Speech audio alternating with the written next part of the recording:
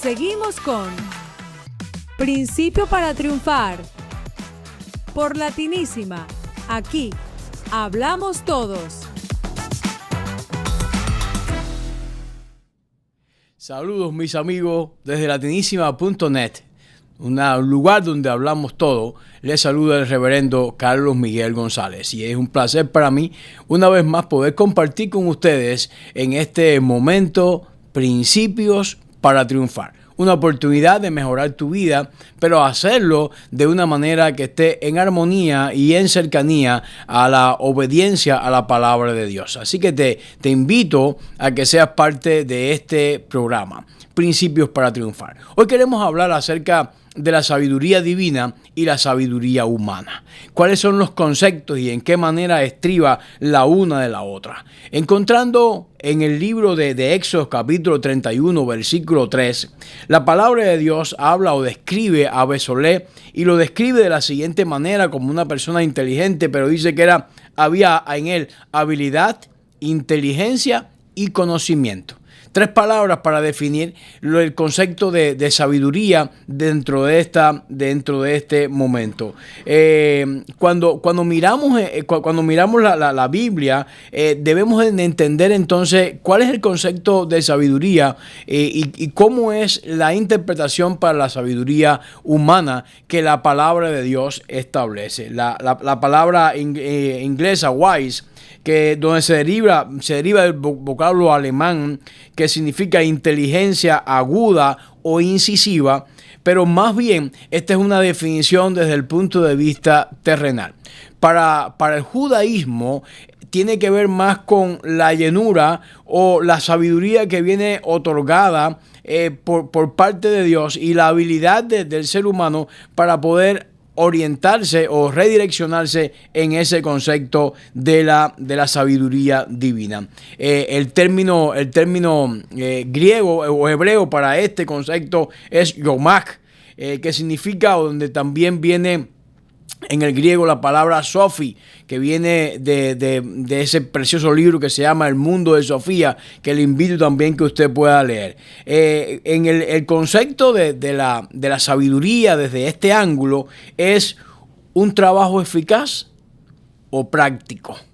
El concepto de la sabiduría bajo este concepto. La sabiduría humana no es absoluta, es relativa. Está marcada muchas veces por la propia dinámica donde el ser humano se esté moviendo y nunca va a ser absoluta. La sabiduría celestial tiene este concepto de absolutez, es decir, que Dios no nos define o nos prepara y nos da el conocimiento. La sabiduría instintiva, como declara el libro de Job, dice: ¿Quién nos enseña más que las bestias de la tierra y nos hace sabios más que las aves del cielo? Es decir, el nivel más arriba en este concepto de sabiduría divina tiene que ver específicamente con Dios.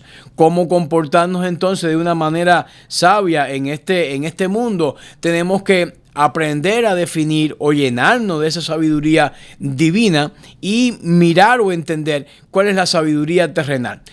La palabra de Dios define también la sabiduría terrenal de la siguiente manera.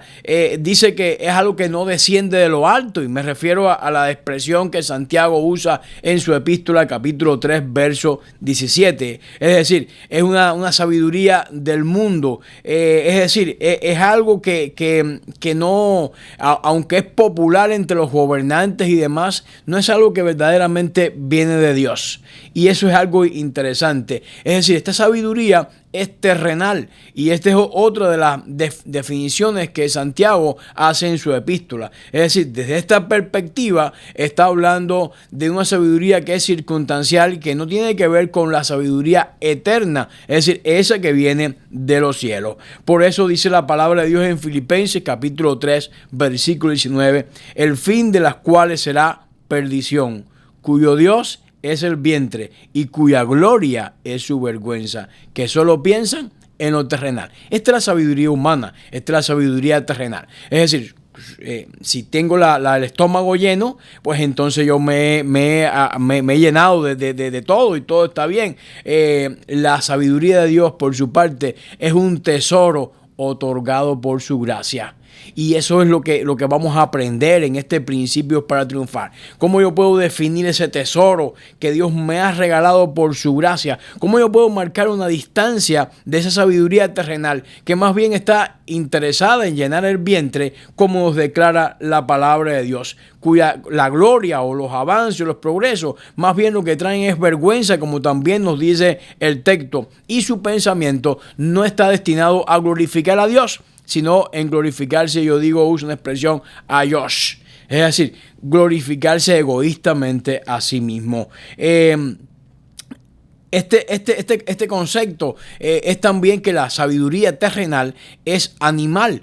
Veíamos entonces cómo Job está definiendo que Dios nos ha dado para que seamos diferentes a los animales, y esa introducción de la sabiduría de Dios nos coloca en un nivel superior a ellos. Pero si descendemos nosotros mismos con la sabiduría terrenal, entonces nuestra sabiduría es animal. Y este es el concepto que Judas dice también en su palabra. Estos son los que causan divisiones, los sensuales, los que no tienen el espíritu. Es decir, son animales porque sencillamente no hay algo que los diferencie. ¿Qué es lo que nos diferencia? El espíritu. Y ese espíritu es el espíritu de Dios en nuestras vidas, no exactamente el espíritu que todo ser humano tiene. Es decir, esta sabiduría animal es la característica de los no regenerados, de los que no han aceptado a Cristo como su personal Salvador. Pero además, Santiago se encarga de definir esta sabiduría en el concepto, dice también que es diabólica. ¿Por qué? Porque su origen está en Satanás. Es decir, el propósito de esta sabiduría es argumentar todo lo que nos puede verdaderamente separar de Dios. Todo lo que verdaderamente nos puede apartar del Altísimo, a todo eso, pues esta sabiduría le va a ensalzar. Tal es así que nos encontramos en la historia que cada uno de los principales de las diferentes épocas, desde el faraón egipcio que aparece en la palabra de Dios hasta la corte de Persia y los caldeos, ellos tenían sabios que cercanos en la corte, y específicamente el faraón egipcio, cuando Moisés hace milagros delante de él, inspirado por la sabiduría divina, ellos son capaces de replicar o duplicar estos mismos milagros, pero claro, hasta ciertos niveles en los cuales ya fue imposible para ellos hacerlo. Es decir que mirando este concepto, la idea de la sabiduría terrenal es precisamente engrandecerse o tener ciertas habilidades, pero no está pensando en glorificar para nada a Dios. Por lo tanto, esta sabiduría está escondida, la sabiduría divina está escondida en todos los tesoros del conocimiento de Dios. Por eso, esa sabiduría es que decimos que es un gran tesoro otorgado por gracia. Un tesoro que tú y yo podemos recibir. Y mirándolo en la palabra de Dios, encontramos en 1 Corintios, en el capítulo 2, dice, así que hermanos, cuando fui a vosotros para anunciarlo el testimonio de Dios, no fui con excelencia de palabras o de sabiduría, pues me propuse no saber entre vosotros cosa alguna, sino a Jesucristo y a este crucificado. Y estuve entre vosotros con debilidad y mucho temor y temblor. Este es el concepto de la sabiduría de Dios. La sabiduría de Dios genera confianza. Y eso es la manera en la cual tú puedes identificar a una persona que ostenta una sabiduría intelectual alta, pero que está carente de una sabiduría divina en su corazón. Entonces tú te vas a sentir recelo, no vas a sentirte abierto o confiado en tal persona, porque la sabiduría de Dios genera confianza. Y es lo que nos está diciendo el apóstol Pablo, un hombre instruido, capacitado, muy preparado y versado en la ley también, pero dice que no se propone ir a los Corintios mostrando toda esa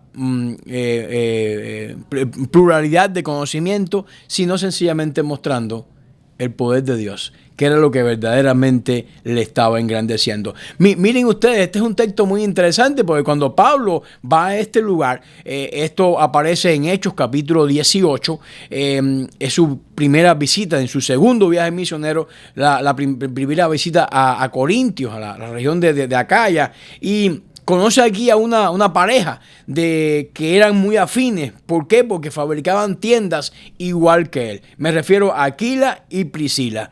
Pero no va a ese lugar a hablar acerca de quién le hacía mejor las tiendas, ni cómo era la mejor forma de hacerlo, ni de qué manera lo podían llevar más rápido al mercado, ni cómo podían adquirir más dividendo.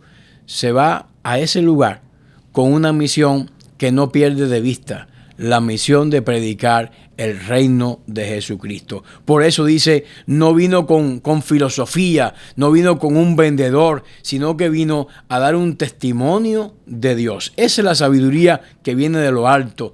No tiene pretensiones. Lo único que tiene es para dar. ¿Y qué da? De la abundancia de su corazón habla su boca. ¿Qué da? Lo que hay en su vida. ¿Qué da?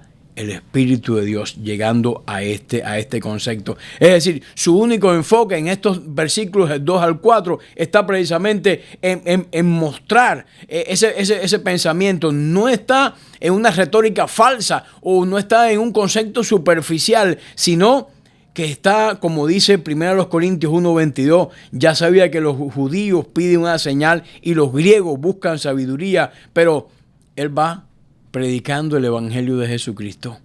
Por eso, cuando tú te llenas de la sabiduría de lo alto, eso va a generar mucha confianza, no solamente en ti, sino también en las personas que van a estar a tu alrededor. Y te va a permitir experimentar un descanso en el poder de Dios. Porque no estás intentando impresionar a nadie, sino sencillamente estás intentando llevar la esencia de tu vida. Y este es un principio importante para triunfar en este mundo de competidores, donde todo el mundo quiere impactar. Qué bueno es que tú y yo estemos interesados en mostrar lo que verdaderamente Dios ha puesto en nosotros.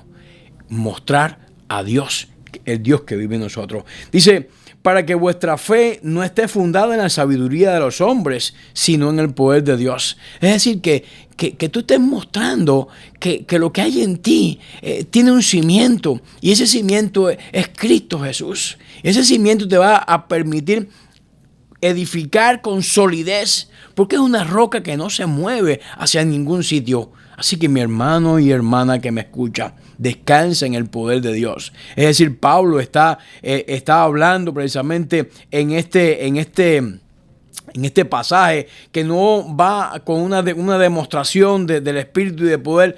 Pablo sabía que su labor era predicar, y la labor de predicar es demostrar el poder del Espíritu Santo que obra en su vida. La predicación de Pablo probablemente no fuera impresionante y tampoco va a ser persuasiva a un nivel humano, sino que está hablando a un nivel espiritual, y esa es una sabiduría que genera confianza. Pero además podemos mirar, como nos declaran los versículos del 6 al 9, que la sabiduría de Dios también es auténtica.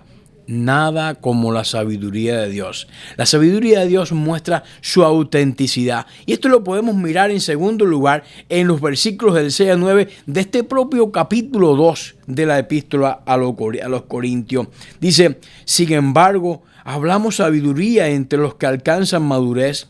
No sabiduría de este siglo, ni de los príncipes de este siglo que perecen, mas hablamos sabiduría de Dios en misterio, la sabiduría oculta, la cual Dios predestinó antes de los siglos para nuestra gloria, la que ninguno de los príncipes de este siglo conoció, porque si lo hubiesen conocido, nunca hubiesen crucificado al Señor. ¿Para quién esta sabiduría? Para los maduros, los que reconocen esa sabiduría de Dios. Por los gobernantes de este siglo no reconocieron a Dios y por lo tanto se perdieron la oportunidad de tener esta sabiduría en su ser. Pero ¿por qué llega con un misterio? Llega como un secreto sagrado. No se puede conocer de otra manera que no sea por revelación Dios se mostró, Dios vino a los suyos, pero los suyos no le aceptaron, los suyos no le reconocieron. Qué bueno que tú y yo le hemos aceptado. Y si no lo has hecho, qué bueno es que tú puedas pedirle a Dios que se revele y se muestre a ti para que tú también puedas tener esa sabiduría de lo alto, esa sabiduría que te ayuda en todas las decisiones de la vida. La sabiduría oculta se está revelando ahora. ¿De qué forma? Por el misterio del Evangelio de Jesucristo que Pablo predica, el Señor de la Gloria. El Señor de la Gloria. Algunos eruditos consideran que el Señor de la Gloria es el título más elevado que el apóstol Pablo le da al Señor Jesucristo, el Señor de la Gloria. Una sabiduría que no solamente sirve para este mundo, sino también que opera para la eternidad. El Señor de la Gloria es lo que está hablando, desconocida por líderes mundiales. El versículo 8 nos describe que muchos de los gobernantes no tenían esta sabiduría, porque si no, no hubiesen crucificado a Cristo. Es conocido por todos que John Lennon en el año 66 afirmó que su banda, los Beatles, era más famosa que Jesucristo, y también afirmó que el cristianismo desaparecería.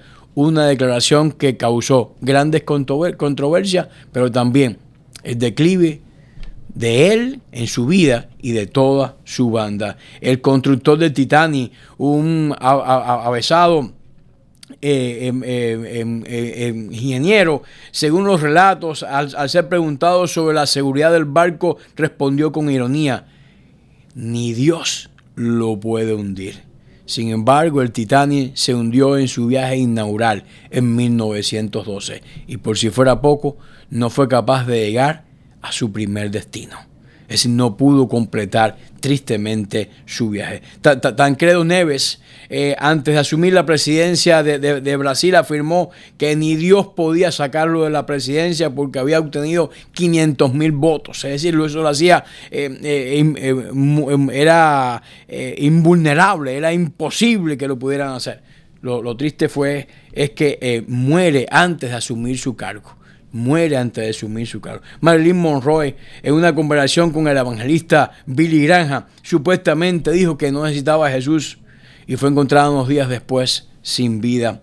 Burlarse de Dios implica una actitud de desprecio, y los gobernantes a veces consideran de que tienen todo el poder, pero es falso, porque todo el poder pertenece a Dios. La sabiduría de Dios es exclusiva y te va a mostrar ese gran concepto. La Biblia advierte: nadie se burla de Dios, porque cada acción del hombre trae sus consecuencias. Por lo tanto, dice la palabra de Dios en Gálatas capítulo 6, versículo 7: todo lo que el hombre sembrare, eso segará. Es decir, cuando hablamos de este concepto de revelación, tenemos que mirar y miremos la palabra de Dios en el versículo 9. Antes bien, como está escrito, cosas que ojo no vio, ni oído oyó, ni han subido en corazón del hombre, son las que Dios ha preparado para los que le aman. Son las que Dios ha preparado para los que le aman. Es decir, cuando Dios revela a sus amados, lo que la Escritura produce en ellos, en nosotros, es una sabiduría pura. Por eso busca la sabiduría de lo alto. La sabiduría de los altos, dice la palabra de Dios, es primeramente pura. Es decir, libre de contaminación, de impureza. Es puro porque viene del mismo Dios. Viene del Dios santo, santo, santo. Es pura además porque purifica y limpia el corazón. Limpia de toda inmundicia que la sabiduría terrenal quiera colocar en tu corazón. La sabiduría de Dios te eleva. Además, la sabiduría de Dios es pacífica. Pertenece a la paz. No guarda rencor. Por eso dice la Escritura: bienaventurados los pacificadores, porque ellos verán a Dios. Además, esta sabiduría es amable, afable, complaciente, afectuosa, es benigna. Esta es la sabiduría que tienes que buscar para dirigir tu vida. La palabra también se puede traducir en benignidad, se puede traducir como obediencia. El sabio está dispuesto a transar, a modificar sus ideas si considera que está equivocado. No tiene problemas en aceptar sus errores y tampoco tiene problema en pedir perdón.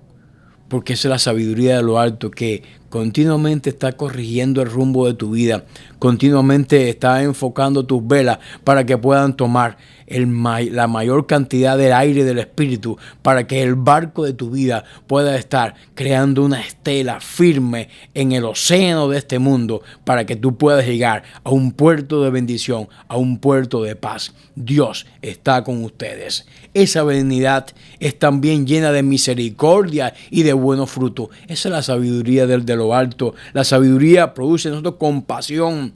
Por eso dice la palabra de Dios, visitar a los huérfanos y las viudas en sus tribulaciones. En la medida que tengas la sabiduría de Dios vas a adquirir poder. Pero en la medida que tú tienes poder, acuérdate de dónde tú has venido. Y cada día que tú puedas ayudar, ayuda a otra persona. Es sin incertidumbre, es firme. Es decir, a veces la gente dice, ¿será, no será? Con la sabiduría de Dios, todo es sí y es amén, porque nuestro Dios es el fundador de todas las cosas. Es sincera y es sin hipocresía. Qué importante dejar fuera la hipocresía de este mundo. La sabiduría de Dios muestra que es exclusiva en tu vida, exclusiva.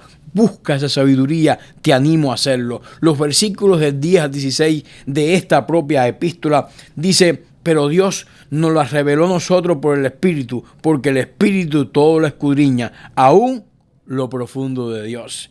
Porque ¿quién de los hombres sabe las cosas del hombre, sino el Espíritu del hombre que está en él? Así tampoco nadie conoció las cosas de Dios, sino el Espíritu de Dios. Y nosotros hemos recibido el Espíritu, no hemos recibido el Espíritu del mundo, que proviene de Dios, para que sepamos que Dios nos ha concedido, el cual también hablamos, no con palabras enseñadas con sabiduría humana, sino con las enseñadas por el Espíritu de Dios. Es decir, Dios nos ha revelado por medio de su Espíritu, a través de su palabra. Es decir, la maravillosa luz y la vida y la libertad del Evangelio que comunica a quienes creen en el Señor de una manera que nos da esa bendición. Antes de la vida y el misterio de Jesús, el pueblo de Dios tenía que vagar en una comprensión de su gloria para su pueblo, pero en realidad no lo habían comprendido grandemente.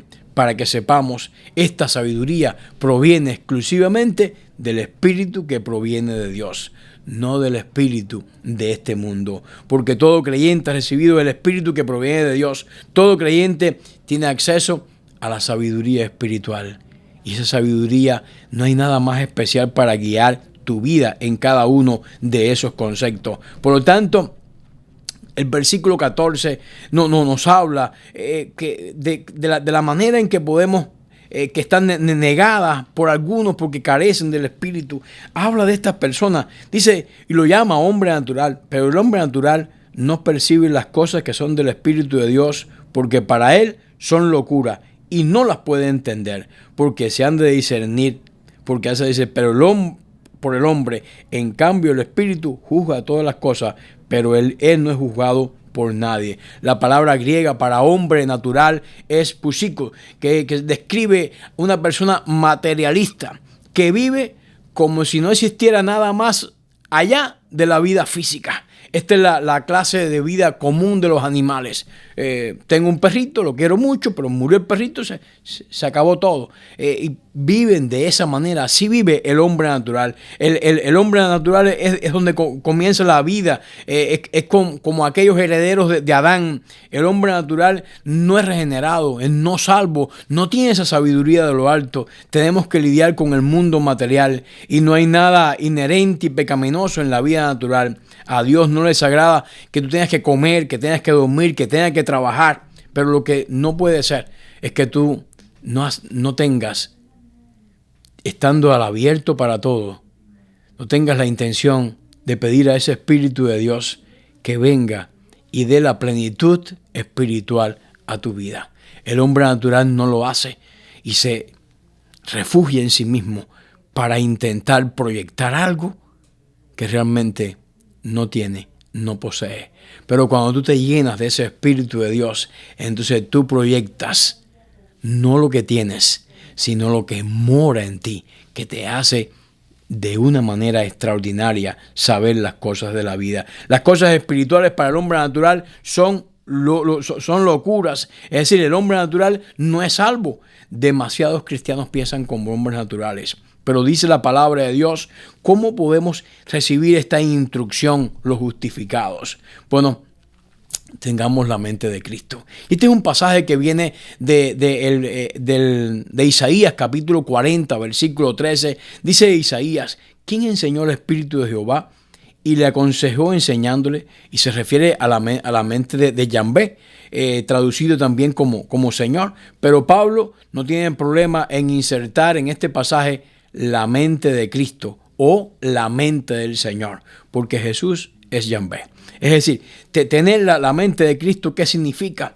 Que entendemos el plan de Dios para el mundo y que nos unimos a Él, que estamos trayéndole gloria, no a nosotros, sino a Dios. Esa es la sabiduría de lo alto. Es también que tengamos ese sentido de buscar y salvar a lo que se había perdido. Por eso la sabiduría divina que mora en ti está más interesado en dar que en recibir, porque es tanto lo que Dios ha puesto en ti que tú estás capacitado para compartir de esa bendición. Además, es compartir el punto de vista de Jesús en cuanto a la humildad y la obediencia. Que seamos de esa manera. Por eso el apóstol Pablo también le escribe a los filipenses, haya pues en vosotros este sentir que hubo en Cristo Jesús, el cual, siendo en forma de Dios, no estimó el ser igual a Dios como cosa de que aferrarse. Ese sentido de compasión hacia los perdidos, pero también esa dependencia basada en la oración.